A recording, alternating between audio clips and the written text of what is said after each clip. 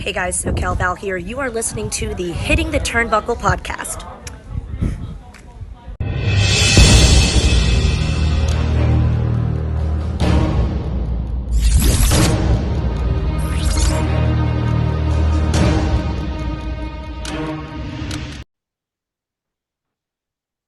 Good evening. Welcome to the Hitting the Turnbuckle podcast. It's Thursday night. It is sweating hot here in Essex. Anyway, I don't know if it is where we're from, but it is one of our special interview days. And this is really the makings of our problem child, Dave Robinson. You have flexed your booking muscles again. We had DDP on a couple of weeks ago. But Dave, first off, good evening. How are you? I'm really good, mate. Yeah, same in the Midlands. Really hot, really sticky, but I don't like to complain about it too much because we don't get much of a summer in the UK, do we? Well, no, and for our international listeners, and yes, we do have some international listeners that watch, we complain if it's too hot or too cold. There is no in between. But as I mentioned before, this is our special show, our special interview show, because this guest we've got is actually, I believe, defending a title on Friday, tomorrow, a show, Black Country Championship Wrestling, which is right near Dave. So, Dave, why don't you go and introduce our guest and see who we've got on this evening? Yeah, so we've got the king of the division champion, Lucas Casmere on. Luke, how are you doing, mate? How's it going? No, appreciate you having me on. Thank you very much. And it is hot and it is sweaty. So you've got a vest on, Luke. I have. I'm repping the merch. Dave, typical wrestler garb. Yeah. That's what yeah. Dave unfortunately doesn't rep the merch on this one. So I do sometimes. You do sometimes, to be fair. Look, I'm going to start because this is really Dave's baby tonight. But I'm going to start by asking you a question. Look, 2023 British wrestling scene for me, it is kind of a bit of a golden generation, I think, from what we've seen. I mean, we've gone out and me, Dave, as we said before we went on air, we co-produced a show with our friends at Ignite Wrestling. We've got our own title, which is going to be won for the first time in a couple of weeks. When we've done our shows and we've gone out and we've gone to a lot, I mean, Dave's gone to BCCW. I do a lot of the stuff over in London and Essex. So I go to a lot of Rev Pro, Jurassic and Ignite events. And the talent that I see on that pre-pandemic levels was great. But this seems to be on another level. I don't know if you agree, but the talent on British wrestling at the moment is just astronomically brilliant.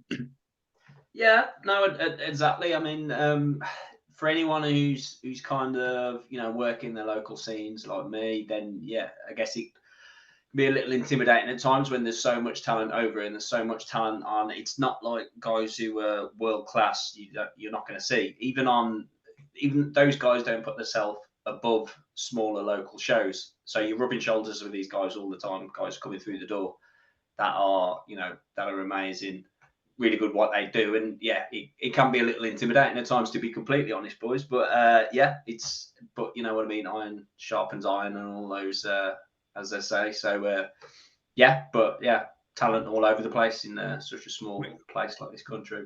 Weirdly enough, you saying that, I was talking to a wrestler on Sunday, by the name of Robbie X. And as I was talking to him, I didn't realize that standing next to him was Will Ospreay. And I totally blanked. Will Ospreay. He eclipsed him. It's just like, and I realized once I turned around, I was like, that was Will Ospreay. Yeah. So he was there as well. But Dave, go for it, my friend. Yeah, Luke, I saw you perform a couple of months ago at the BCCW show, Black Country Championship Wrestling.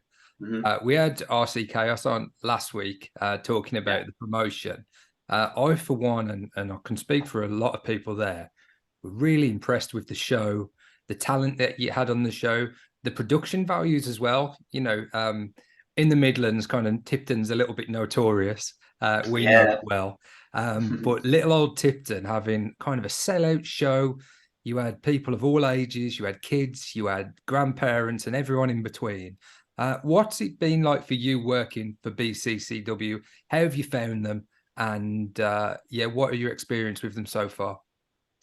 Absolutely great, really, pretty much in every way. Like you say, whether it's the boys that are running it, whether it's like the fans we have come month in, month out. You talked about it being a sellout. To be honest, it's unusual if it's not a sellout there. Yeah. Okay, it's quite a modest venue, but we get, like I say, the return punters that are coming through the door, same guys, time in, time out. Anybody else who's kind of thinking, I want to check this show out, they've got to be quick to get a ticket because there's only so much left behind after all the regulars are in. So the crowd's great. Like you've talked about the talent that we've got on the scene, guys that want to pass through. This isn't just local guys. There's people who are going up and down the country, jumping in on these shows, and really giving them a lot for little old Tipton. It's not doing too bad, to be honest. So, but yeah, working with the boys there, I've got a lot of time for Black Country Championship Wrestling, and they've helped me massively as well. So I'm forever grateful. You mentioned rubbing shoulders. You've got a certain Dan Maloney on this show coming. Well, this is the thing. Like, you come on a show like this, and you talk about like the guys you rubbing shoulders with, and I'm guessing anyone you've had on from like my local area, they're going to tell you Dan Maloney. They're going to tell you the Hunters. They're going to tell you the Clarks. I'm not telling you anything you probably don't already know, but yes, everybody will tell you how much they've learned from these guys. Everybody will tell you that those guys I've just mentioned, for instance, how much time they've got for other people to pass stuff on. Dan Maloney's as hot as shit. I'm allowed to curse? Sorry, yes, absolutely. Yeah. Dan Maloney's as hot as shit at the minute anyway, and everybody and their dog's probably telling you how they're best mates with Dan at the minute, I'm sure. But yeah, Dan has, like I say, I'm not going to come on here and tell you I'm his best mate, but he has helped me massively, especially through coming out of lockdown, trying to get some training done where you're probably not meant to be training and all that. But being able to rub shoulders and pick Dan's brain has been great. So, but yeah, I'm just one of hundreds of people who could probably say the same for him as well. So. Luke, I was kind of doing a little bit of research on you and finding out kind of how you started in wrestling. It appears, and you might be able to correct us if it's wrong, that you started your training when you were around 30 back in 2017. Just before I turned 30, so a cat's out the bag now. Yeah, well, you're still obviously really young, but a lot of the guys and girls that we have on, they perhaps started their training when they were 16, 17, 18, and they've done it from a very early age. But you started a little bit later. Is there a reason behind that? Have you always been a wrestling fan? Did you get into it later, or what was the story behind you trying it out? I mean, well, that's the thing. I mean, I think for the longest time I was saying I'm the oldest rookie on the circuit, or at least round by where we were. But I mean, I think how many years does that make now? 6 years, 36 now. So I'll be doing it for 6 years. So I'm still a rookie. Let's be honest. But yeah, no, I've been a wrestling fan since day dot, since I was like 4 or 5 years old. So like, I think guys get a bit confused. Like when I talk to some of the lads and the girls backstage, and we're talking about what you grew up with, and we're talking about SummerSlam '92, and they look at me a bit funny, and they're like, yeah, okay, all right, and I have to say the baby faces serving me well for the time being. But yeah, I'm an old man, but not quite as experienced as, like I say, your Lee Hunters and stuff, who were possibly a couple of years my senior, and got decades under their belt. So yeah, I've had some catching up to do. But how did you start off? How did you get involved? How did you make that decision to start training? Or what was it that you thought, right, I'm sick of just watching, I want to get involved? Well, the thing is, it's one of those things, if I'm being honest, I probably should have always done it. And when I was younger, that's exactly what I wanted to do. If I'm going back to like my early to mid teens, like I was backyarding with my mates and stuff. Yeah. Now, back in those days, like pre-Facebook, pre-everything like that, like this is where we're going, black and white footage and all this and that. But yeah, back then, we kind of thought that was just our thing. We weren't massively aware that there was this big backyard thing, and the guys that came later, like Osprey and all that. But we knew the Americans did it because we got some dodgy VHS off the internet. But we thought surely we're the only people around here doing this, and like I said, we thought we were special. But from that age, being a kid, and I really should have got into it. We did sort of feel around, and there wasn't a lot going on in the Midlands. We were big fans of going down and watching FWA back in the day down south. I think just as they were popping off, which would have been about 2002, I'm going to say, and they had their first big show at York Hall in Bethnal Green. We came along perfect time. So we were constantly travelling down there to see shows. That was our little thing when we were younger in our teens. we didn't get out much other than that. But yeah, so, and it's one of those things where I look back when I was young, I really would have, if I could tell myself now some advice, it would be, if you really want to do something, don't wait for someone to hold your hand. Don't wait for, I'm waiting for my mate to come to training with me and, oh yeah, we're thinking about it. Just go and do it. Like, I think as I got a bit older, whether it's wrestling, whether it's other stuff in life, I got a bit more self-sufficient. And like I say, you can't wait for somebody else to push you through the door somewhere. You got to go and do it yourself. So it was a missed opportunity really in that regard. But I do look at, on the bright side these days, that like there's guys my age who are banged up to high heaven that have probably got to call it quits anytime soon because they're banged up. So health wise, great. I'm probably going to come out of it in much better shape when I'm done.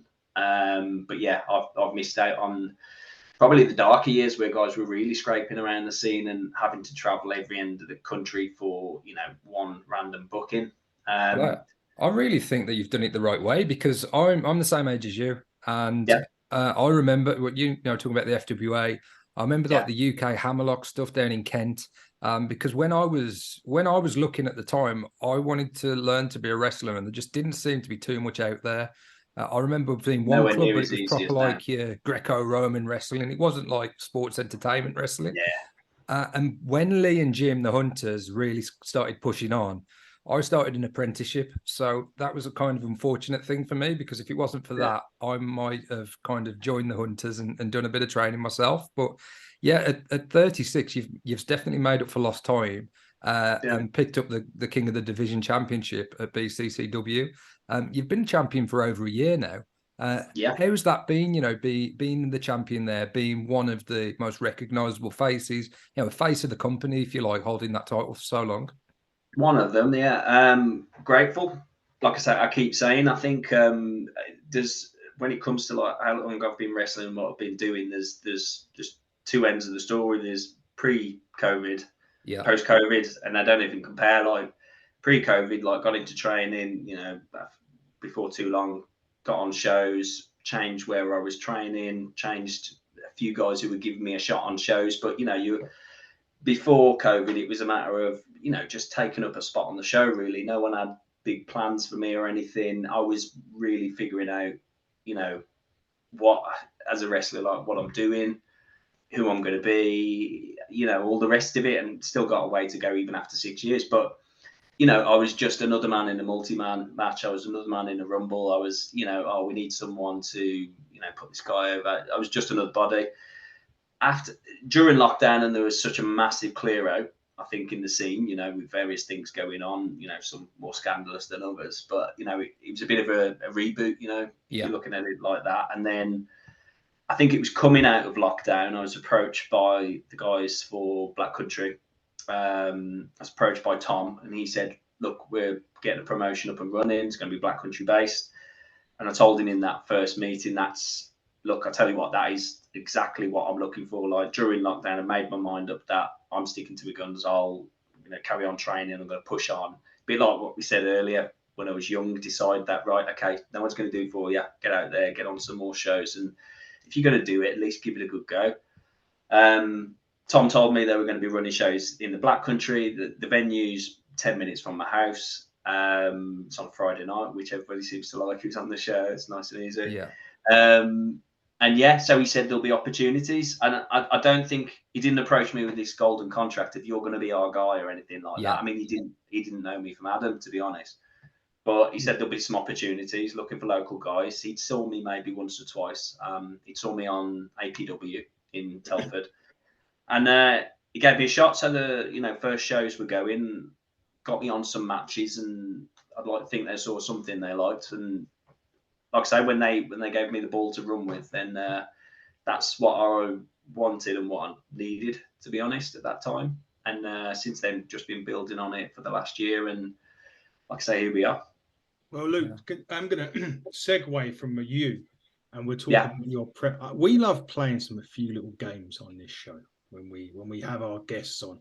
Some questions are more harder for wrestlers or wrestling personalities to answer than others? Not because they're controversial, just because there's so many different answers that you could probably give to a question.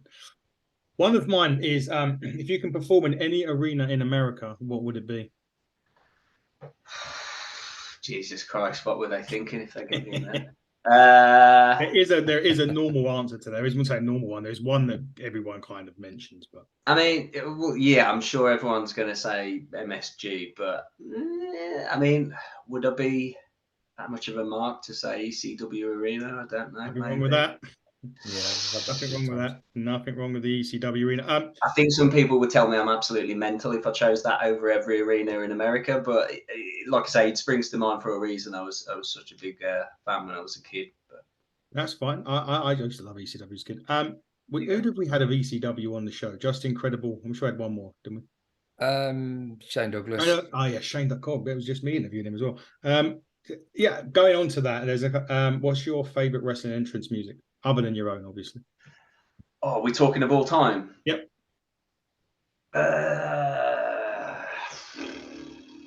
Off the top of my head, if you come to mind, I think in considering I'm a bit of a, like I say, we've already said in a couple of ways, I'm a bit of a oddity, like when it comes to wrestling fans. I'm not a big fan of rock music or anything like that. It's not my thing. So as you can imagine, I stand in the corner quietly at wrestling shows.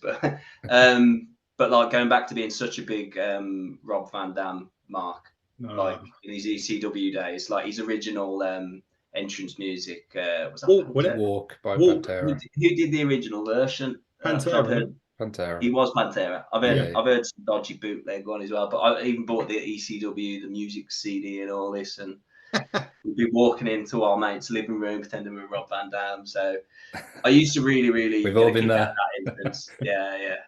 You can guess that mine was Steve Austin just because of the hair. Well, that was severe lack of hair. There was. What about the entrance presentation? So when you're watching, if you go to a rest, me and Dave, we've been fortunate enough to head off to WrestleMania on a few. It's actually where me and Dave met, funnily enough, at WrestleMania 28. Dave in Miami. Yeah, that's right. Yeah, that was where we met. When you're sitting there and you're watching, whether it's WWE, AEW, whatever, and you're sitting there and an entrance comes on, like a presentation of an entrance, what's your favorite? You know what? I don't know if I've got a straight answer for this, but the one thing, there's kind of one thing that gets a bit on my tits, and I prefer when I see something otherwise. Is I know when NXT became a thing and that, it was kind of like, I know very well Triple H got into everybody and said, you've got to be marketable, you've got to be this. With a load of guys and their entrance, they get like literally hit my mark here, hit this pose here. It's exactly the same every time. And I get the theory behind it, but some people's entrances are really stale. But I prefer some guys that come out and it's a bit different every time. Kind of like the only guy that comes to mind is like Shawn Michaels he'd hit his cue. Yeah. But depending on the match, he'd be a different sort of persona. You know, he'd be wound up. He'd be, you know, pissing around. He'd go over to the crowd over here, play with it, so to speak. But you know what I mean? I always like seeing the guys that are a bit more organic. I know that's not a straight answer I mean, Rey Mysterio's back in the day when he first got to like SmackDown and all that was different, you know, flying out the ground and all that. But I think that's the main thing. I just prefer, I can't stand the cookie cutter. I do exactly the same like a robot every time entrance. I do like to see the guys that are making the most of just whatever's on their plate. You know.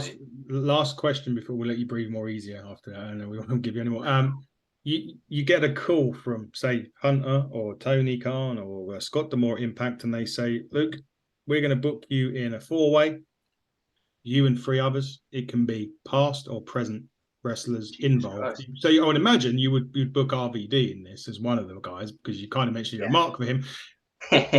So you get to choose 2 things. You get to choose who they are, and if there's a type of match type that you want to do, you get to do it. Who are you choosing and what match type? I think it's got to be whoever I pick. It'd have to be a one-on-one because like anyone who works the circuit will tell you like when they watch the card tonight. Oh, you got one-on-one. Oh, sound like. That's I mean, everybody's. everybody doing the rounds now has been in, rumbles, multi-mans, 5-man, 6-man, 7-man scrambles, and then you think, oh shit, Jesus Christ! Like, and anyone who's been in any of those matches with me will tell you my memory and stuff is not my biggest, attribute. tick of the box. But anyway, if I've got to choose anyone, Jesus, Rob Van Dam would be ridiculously surreal, and he's still out active. there. Yeah. Well, get RC Chaos on the case. Look, he's still wrestling. Get him down to Tipton. Get him to Allen Sports Bar. Yeah. Luke, you mentioned ECW earlier, and obviously RVD and your the ECW influences. Who else were you influenced by when you were younger, growing up? Who were the guys that you wanted to kind of emulate? And even now, obviously, developing your own style, who do you kind of look for inspiration? Back in the day, like, growing up, it was anyone who wore like neon colours and that, in the golden age, you know what I mean? Coming out of that in the 90s, Ultimate Warrior, Macho Man, anything like that. I was never a big Hogan fan, even as a kid. Didn't like him at all. Yeah. Anyone who looked like the Rockers, like I was ridiculous. I was a Marty fan to start with, which is it's funny looking back, but not so much now. But yeah, anyone like that growing up. But then when I got a bit older, it made the switch to. Then I was a Shawn fan. I think Shawn's always who I'd pick. He's greatest of all time. It's not a very original answer, I know, but then as I got a bit older, then AJ Styles came on the scene, and especially going down to FWA, and he made his UK debut, and we'd see him down there constantly. I was such a big fan, and what he was doing, and the early days of Ring of Honor, was all of a sudden I'd got indie wrestling for the first time. So that was a big influence of seeing stuff outside of WWE. But as I look back now, I don't watch stacks of current wrestling. I do watch wrestling. I don't turn my nose up at it or anything, but a lot of guys I really like to look back at. There's guys, more obscure guys like Shane Helms. There's a couple of guys that I would queue around the block for a seminar. There's guys that are at that sort of junior heavyweight sort of. Sean Waltman, I'd like to see. As a guy who's made it in a big man's business. I'm not the biggest guy in the world by any means at all. But yeah, I like to see how slightly smaller guys approach it, and more and more I watch Shane Helms, and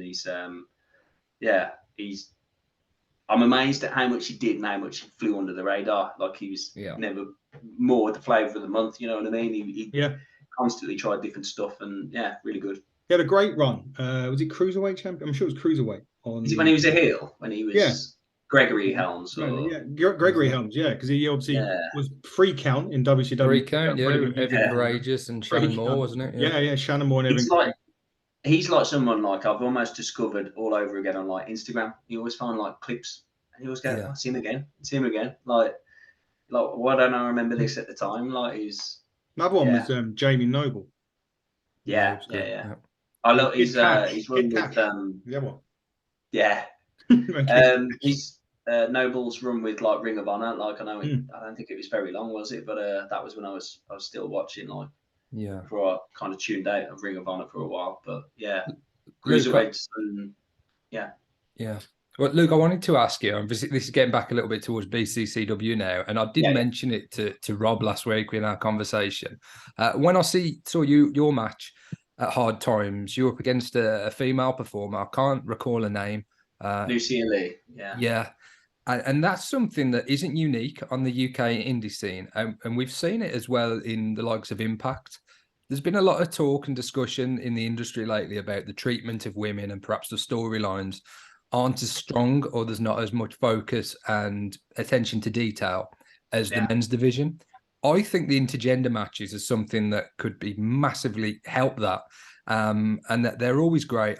As somebody that has been in those matches, I don't know if you've wrestled Chantel Jordan as well, or Luna Blue. No, I was going to say, you've reminded me now. Going back to my days pre-lockdown. Like multi-mans and stuff. I think we've crossed paths. But I've got to be honest. My experience of wrestling, the ladies, is probably limited to just those two. Lucia, last time out at Hard Times, like that was the first time I've had a one-on-one, so a straight up intergender match. Yeah. So I got together with her and basically said that. I was like, okay, I haven't done this before. I'm guessing you have. She had done, obviously, going around the horn, with other guys. I asked her, well, I'm all ears to how you want to approach it, but even more so, the dynamic we had there was she was a heel and I was a baby face, and I was like, right, I'm a baby face. Surely the right thing to do is to not go in there and just punch this woman square between the eyes. So you know what I mean? It was a bit of a. Luckily, we were in Tipton, so that took the edge off a little bit. So they were open to whatever. But I mean, I think what we put together there was did the job, because it was a great match. We've got to set the. It was a short match, which we thought made it different, because normally every show everybody's 10 to 12.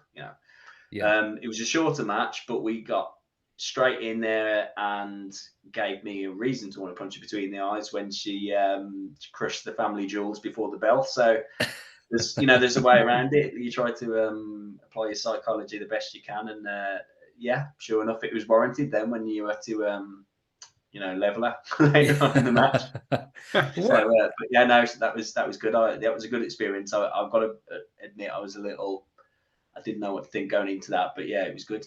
Off the success of that match, and obviously other matches, intergender match, do you think yourself, someone that's had those matches now, or had a couple of those matches, is that something that you think could be a good thing in wrestling in general? Should we be seeing more of that, or should there be more focus on the women's divisions on their own merit, or a bit of both, I suppose? I think if we're talking about how it's portrayed on TV, I mean that's where people get a bit spooked. It's like, do they want to? I'm guessing that's WWE's opinion of this. It's like, do we want to? We don't really want guys hitting women on TV, even if it has got wrestling logic applied to it. I think they shy away from it when we're talking on shows, indie shows and stuff. I think there's much more freedom for that type of thing. There's much more with an indie crowd. They probably saw it before and they're there for it. But likewise, I'm a believer that if you are going to do it, it should be. It's probably a bit controversial saying this, but I think if you're going to do the intergender, it should be a gimmick. I don't think I look at it being as, it's a non-subject. It's just one competitor against another. I think it should be worked differently. It should be approached differently. I guess some people are really going to disagree with me and just say, it's 2023. That's not the way it is anymore. But I think it will always play it better if you're playing on that old school value of, it's a man, it's a woman. There has to be some element of that in there. I don't think it should just be random woman A, random bloke B. Who's the better man? There we go. Who's the better person? So I'm probably a little old-fashioned in it, but I think it's there's much more room for it on the indies. I think I can understand with shareholders and all the rest of it. It's probably a brave decision to put it on a national television platform, but let's see. We had Steph Delander on recently, and we're talking to her about it. So I was just interested on your take on it. Really, you have somebody that, as I say, faced a female at a recent event. In terms of upcoming events, tomorrow night you'll be defending your King of the Division title up against Luke Douglas, somebody that I think you've clashed with a few times before in a range of different matches, somebody that you probably know quite well. It is, yeah. Are you looking forward to that match? And what's your thoughts on it? Yeah, I mean, like you said, we've the ongoing story is that our paths have already met a while ago, and then who's going to be the better man? There's always something that gets in the way, whether it's Lucia Lee, whether it's Jack Ball. We've had guys throwing their hat in the ring, getting involved. It's always a screwy finish, and so when it comes to tomorrow night, it's going to be, I think RC Chaos already made the announcement that the stipulation is if anybody gets involved in this match, they'll be fired on the spot. So this is finally it. This is the culmination of me and Luke Douglas. We've both been sort of regular players from the very start of the company up and running for like, what's that now? More than 2 years, I think. Yeah. And yeah, it's finally time to sort it out. The paths are going to cross, and who's going to be the king of the division? Adam? Well, I think that's a great one. Who is going to be the end of the division? It's going to be a great way. But look, before you go, can you just say to her, if there is tickets available, where can they get it? Where can they find you on social media? And if you are accepting bookings elsewhere, where can they get you? Right, I have got a Facebook. I don't use it quite as much, but on my Instagram, it's just Lucas Casmere. Simple as that. As for tickets, there may be some going. As I say, the last few always you have to get in there. It may well be sold out as late as this. I think they're on Ringside World. Yeah, there were a few people on the door last time, but they were lucky to get in if they did. I We don't know if any saw got guys turned turn away. away quite a bit, and it is a bit Yeah. gutting really that they've made the journey out. But Yeah. they always say get your tickets online, get your name down, and yeah, we're nearly always turning some people away. So to be fair to the guys, I will make sure I get this in because I want to see that house packed. Yeah. Country. I'm a real company man, obviously. Yeah. Go for it. I've got one last question before you go. While you're trying to find that. Yeah. Obviously, you've been BCCW. You've been there from the start. Really, they've been good to you, and you've been loyal to them. Are there any other companies? I know you've worked for UKWA, and I don't know if you. I don't know if you worked I've been for about a SCW. little bit, yeah. There's I think it's definitely fair to give some other guys a shout out. UKWA have been booking me. That's we're going up sort of around the Stoke area and a bit further north in Staffordshire. I've got to give a big shout out to APW. As I say, coming out of lockdown, coming out of like say the mess that ended up with the end of Fight Club Pro where I used to train, had nowhere to train properly. After lockdown, Luke and the guys down at APW gave me a place to train, gave me a place to, like I say, find my feet again and start all over again, and even got me on the shows. Just did a show for them last week as well. And anyone who's been down there knows they get a packed house every time. They have also got a loyal crowd. They've got a great venue, and hats off to the boys down there. Where else am I? I'm getting around a bit. I can get around a bit more. What are your aspirations, buddy? Are you kind of, because I take it you've got a full-time job away from wrestling as well. I mean, what's your dreams for the next kind of 10 years in wrestling? Do you want to be more of a name in the Midlands or the UK, or have you got loftier aspirations than that? But the lofty thing to say is that, I want to be on WrestleMania next year. Look, wrestler, guff and, bravado aside, look, I've always said, and especially starting so late, I told myself, right, am I going to do it? Like I say, 29 at the time. If I'm going to do it, what do I want? And I said I was going to be realistic with myself, honest with myself. The main thing I wanted to do was I wanted to just wrestle. I wanted to get to the point where I wasn't utter shit. I wanted to get to the point where someone would pay to see me. Everything else has been a bonus. Like I've had a chance to really get stuck into guys like APW, guys like Black Country Championship Wrestling. I love that. I'd love to do more. I'd love to do some bigger venues. I'd love to, start rubbing shoulders with some imports when they come over. That'd be great. But look, I'm getting on a bit, but I want to make use of the time I've got left. While I've still got a pretty healthy body that some other guys are a bit jealous of. So, well, Luke, thanks so much for that's joining it. I just want to keep us. on doing it, and I want to just have some fun until it gets unacceptable for a 40-plus-year-old to be running around in his pants. Well, I can assure you that I've paid for a ticket to see you on Friday. So if you want people to be buying tickets to see you wrestle, mate, I'm going to atone to that. And I'm looking forward to your match with Luke Douglas. It's going to be a great match. There's a rumble on the card as well, which is always a lot of fun. CJ Rollins, Dan Maloney, there's a lot of talent there. Yeah, looking at the card right now, George Lydon, we've got Chantel Jordan, Kid Lykos down against Dan Maloney. Yeah, there you go. Fill your boots. Checking that, just head to their website. That is bccw2021.com. all your Awesome. information on there. Just make Thanks, sure Luke. if I'll you pass do back to get. you, Ed. So yeah, I was just going to say, make sure you get, if you haven't got a ticket already, just hurry up, because they turned people away last time. They will no doubt turn people away again. If I was available, I would be up there just because I want to see Dan Maloney again. I saw him recently at Rev Pro, and obviously I wanted to see George Lydon as well, because he's coming on. Just going to quickly plug And Luke, not our obviously. show, but our title match, Dave. We obviously, the Hitting the Turnbuckle Championship will be. Well, we'll crown our first turnbuckle champion on the 17th of September at Ignite Wrestling Pro at Gold Rush. It is George Lydon, it is Lance Rivera, and it is Smashing Mike in a triple threat for that match. On the show as well, we have just learned that the one half of Sunshine Machine will be making their debut as well. Again, TK will be joining us from Sunshine Machine as well. We also have a Luna Blue in a no disqualification match with Kira Chimera. So that'll be bringing the end of their feud as well. There is another load of matches on the card that I haven't got in front of me. Corey McRae will take on Gene Money for the Ignite Heavyweight Championship. Corey McRae's been champion now for over a year, a bit like yourself, Luke. So is it time for Corey to drop the title for Gene, or will Corey find his way? We will find out.